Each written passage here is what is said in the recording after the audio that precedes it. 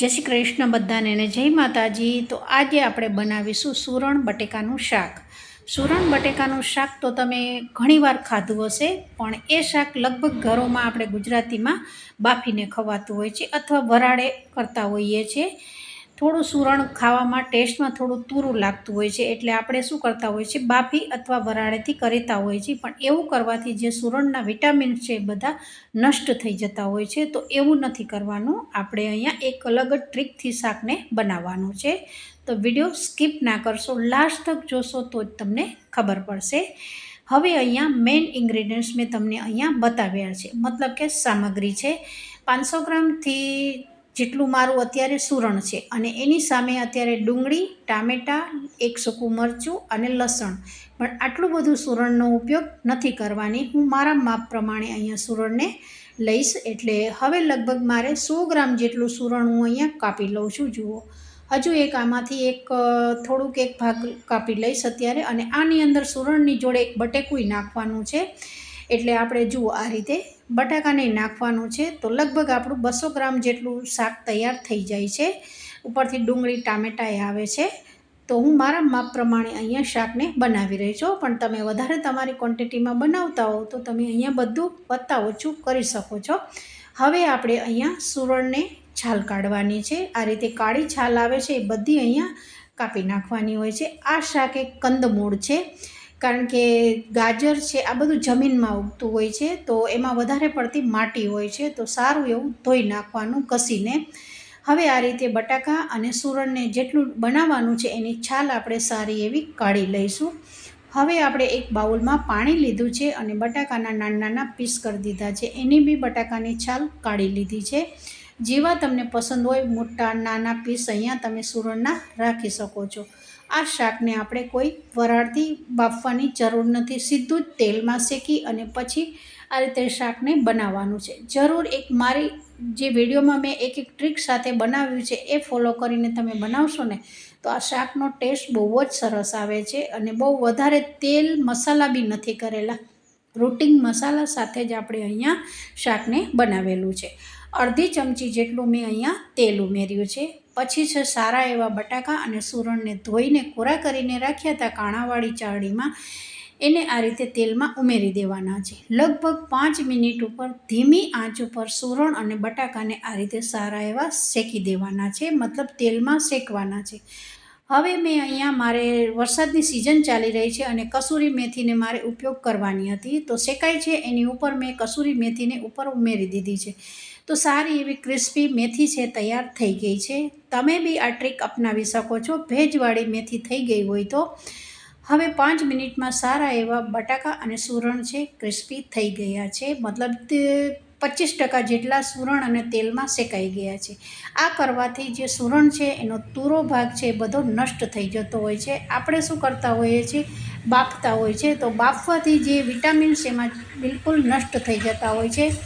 અને બીજી વસ્તુ કે આપણે એ શાક ખાવામાં બી સારું નથી લાગતું હોતું, તો જરૂરથી તમે એકવાર આ રીતે શેકીને શાક બનાવજો। ત્યાર પછી પાછું 1 ચમચી જેટલું તેલ ઉમેર્યું, રાઈ, જીરું નાખ્યું, હિંગ નાખ્યું, ખડા મસાલા નાખ્યા છે અને લસણની પેસ્ટ ઉમેરી છે। હવે આ બધી વસ્તુને તેલમાં સાતળી દેવાની છે। લસણ થોડું તેલમાં લાલચ પડતું થાય ત્યાર પછી ડુંગળી અને ટામેટાને ઉમેરીશું। તો આ રીતે જરૂરથી શાકને બનાવજો, તો શાકનો ટેસ્ટ છે એ બહુ જ સરસ આવશે। આ શાકમાં મારે કોઈ વધારે મસાલા નથી કર્યા, વધારે તેલ નથી કર્યું, પણ સ્વાદમાં આ શાક બહુ જ સરસ ટેસ્ટી બનતું હોય છે। તો એકવાર આ મારી ટ્રીક સાથે બનાવશો ત્યારે તમને ખબર પડશે કે આ શાકની મીઠાશ કેટલી સરસ આવે છે। હવે ઢાંકી અને ટામેટાં અને ડુંગળીને લગભગ આપણે 2 થી 3 મિનિટ થવા દીધું હતું। હવે ટામેટાં એકદમ સારા એવા સોફ્ટ થઈ ગયા છે, પોચા પડી ગયા છે। હવે આપણે અહીંયા મસાલા કરવાના છે, મસાલા એ રૂટિન જ મસાલા કરીશું, કોઈ વધારે અહીંયા સ્પાઇસી તીખું નહીં બનાવવાનું કે ગળ્યું નહીં બનાવતા। હવે 1 ચમચી જેટલું લાલ મરચું છે, અડધી ચમચી ધાણા જીરું છે, અડધી ચમચી જેટલું હળદર છે, અને ગરમ મસાલો અહીંયા ફરી આપણે ઉમેરીશું।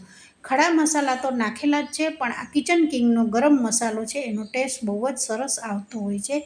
હવે મસાલા કાચા છે તો એને ઉપરથી આ રીતે થોડું અડધી વાટકી જેટલું પાણી ઉમેરી અને મસાલાને સારા એવા આપણે શેકી દીધા છે।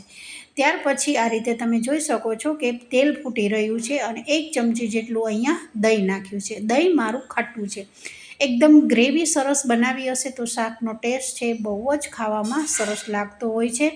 ત્યાર પછી કિચન કિંગનો મસાલો છે 5 ચમચી જેટલો ગરમ મસાલો ઉમેરેલો છે. આ ઓપ્શન છે, દહીં પસંદ હોય તો તમે ઉમેરી શકો છો, નતર સ્કીપ કરી શકો છો.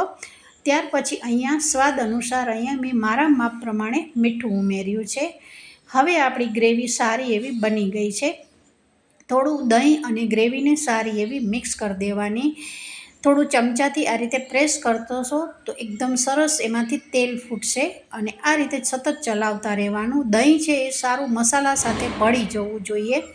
હવે આપણે અહીંયા કસૂરી મેથીને બી અહીંયા ઉમેરી દેવાની છે. જુઓ, ચોમાસાની સિઝન ચાલી રહી છે તો બધાના ઘરમાં આ રીતે 1 વર્ષ માટે સાચવીને મેથી રાખતા હોય છે, પણ થોડી ભેજવાળાના કારણે આ રીતે જેટલો પાવડર જોઈએ એવો થતો નથી હોતો. તો તમે જરૂરથી સબ્જી બનતી હોય એના ઉપર મૂકી દેશો તો ક્રિસ્પી થઈ જશે. હવે કસૂરી મેથી નાખ્યા પછી બી આ રીતે જે ગ્રેવી છે એમાં સતત ચલાવતા રહેવાનું છે. આ રીતે જેટલું તમે મસાલા સાથે મિક્સ કરશો એટલો શાક બનાવીશું એનો સ્વાદ બહુ જ સરસ આવતો હોય છે. તો આપણું સારું એવું ગ્રેવી તૈયાર થઈ ગઈ છે. અંદર તમે જોઈ શકો છો કે ઉપરથી તેલ ફૂટી રહ્યું છે. 1 ચમચી જેટલું જ અહીંયા તેલ ગયું છે. હવે આપણે જે સૂરણ અને બટાકાને તેલમાં શેકીને રાખ્યા છે એ ગ્રેવીમાં ઉમેરી દેવાના છે.